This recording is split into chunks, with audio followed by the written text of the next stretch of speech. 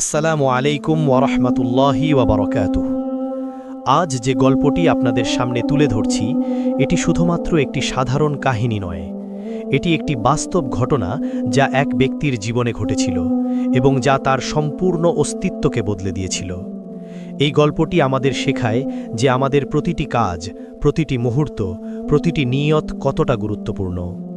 বিশেষত যখন আমরা আমাদের আমল, আমাদের ইবাদাত নিয়ে অসৎ থাকি, যখন আমরা মানুষকে দেখাতে থাকি, তখন আল্লাহ তাআলার দৃষ্টিতে আমাদের সেই সব কাজের কোনো মূল্য থাকে না এবং সেই অসততার পরিণতি কতটা ভয়াবহ হতে পারে তা জানতে পড়ে যান এই অসাধারণ কাহিনীটি। এটি ছিল একটি সাধারণ গ্রামের গল্প, যেখানে মানুষজন তাদের দৈনন্দিন জীবন নিয়ে ব্যস্ত থাকত। সেই গ্রামে বসবাস করত একজন ব্যক্তি যার নাম ছিল আব্দুল করিম। তিনি ছিলেন একজন সম্পন্ন ব্যবসায়ী যার অনেক সম্পদ ছিল এবং গ্রামের মানুষের কাছে তিনি ছিলেন একজন সম্মানিত ব্যক্তি।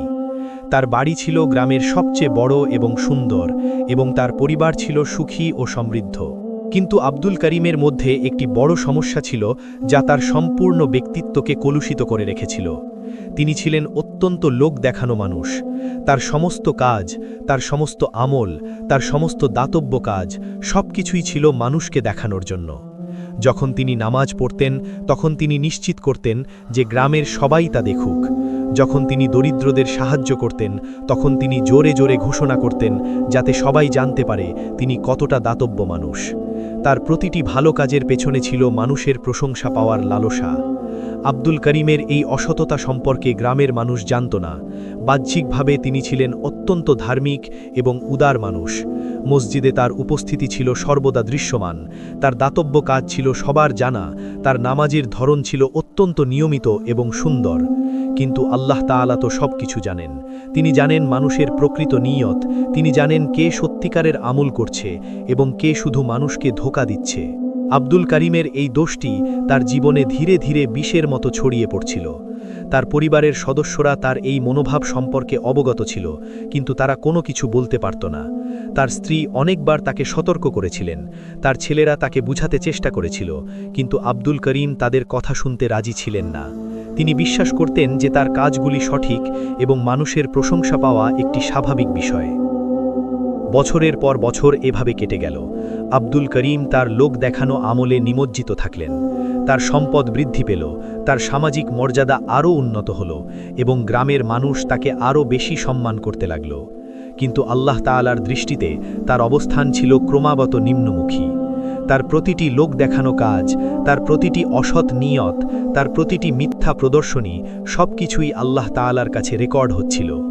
তারপর আসলো একটি ভয়ঙ্কর রাত। আব্দুল করিম তার বাড়িতে পরিবারের সাথে ছিলেন। তিনি তার দিনের কাজকর্ম নিয়ে ভাবছিলেন যে কিভাবে আরও বেশি মানুষকে তার দাতব্য কাজ দেখাতে পারবেন। কিন্তু হঠাৎ করেই তার শরীরে একটি অদ্ভুত অনুভূতি হলো। তার বুকে ব্যথা করতে শুরু করল, এর সাথে তার শ্বাস প্রশ্বাস নিতে কষ্ট হচ্ছিল এবং তার সমস্ত শরীর কাঁপতে লাগল। তার পরিবারের সদস্যরা তাকে ধরে শুইয়ে দিল। তার স্ত্রী অত্যন্ত ভীত হয়ে গেল এবং তাদের ছেলেদের ডাকল। সবাই মিলে আব্দুল করিমকে সাহায্য করার চেষ্টা করল, কিন্তু তার অবস্থা ক্রমাগত খারাপ হতে লাগল। তার চোখ ঘোলাটে হতে লাগল, এর সাথে তার কথা বলার ক্ষমতা হারিয়ে যেতে লাগল এবং তার শরীর অবশ হয়ে গেল। এই অবস্থায় আব্দুল করিম একটি অবিশ্বাস্য অভিজ্ঞতার মুখোমুখি হল। তার চেতনা যেন এক অন্য জগতে চলে গেল। তিনি দেখতে পেলেন এমন কিছু যা তার কল্পনার বাইরে ছিল। তিনি দেখতে পেলেন একটি বিশাল আদালত, যেখানে ছিল অসংখ্য ফেরেশতা এবং আল্লাহর বান্দারা, এবং সেখানে সেই আদালতের মধ্যে তার সমস্ত কাজ, তার সমস্ত আমল, তার সমস্ত দাতব্য কাজ সবকিছু প্রদর্শিত হচ্ছিল। কিন্তু যা তিনি দেখেছিলেন তা ছিল অত্যন্ত ভয়াবহ। তার সমস্ত কাজ যা তিনি মানুষকে দেখানোর জন্য করেছিলেন সেগুলি ছিল সম্পূর্ণ খালি এবং অর্থহীন। তার নামাজগুলি যা তিনি মানুষের সামনে এত সুন্দরভাবে পড়েছিলেন সেগুলি ছিল গ্রহণযোগ্য নয়। তার দাতব্য কাজগুলি যা তিনি এত গর্বের সাথে করেছিলেন সেগুলি ছিল অর্থহীন এবং পাপের সমতুল্য, কারণ তার নিয়ত ছিল অসৎ, তার উদ্দেশ্য ছিল মানুষকে ধোঁকা দেওয়া। এই দৃশ্য দেখে আব্দুল করিম ভীষণভাবে আতঙ্কিত হয়ে উঠল। তিনি বুঝতে পারলেন যে তিনি অনেক বড় ভুল করেছেন, একটি বিশাল পাপ করে ফেলেছেন। তিনি বুঝতে পারলেন যে আল্লাহ তাআলার কাছে মানুষের প্রশংসার কোনো মূল্য নেই, শুধুমাত্র সৎ নিয়ত এবং খাঁটি আমলই মূল্যবান। তিনি বুঝতে পারলেন যে তার সমস্ত সম্পদ, তার সমস্ত সামাজিক মর্যাদা, তার সমস্ত প্রশংসা সবকিছুই ছিল মূল্যহীন।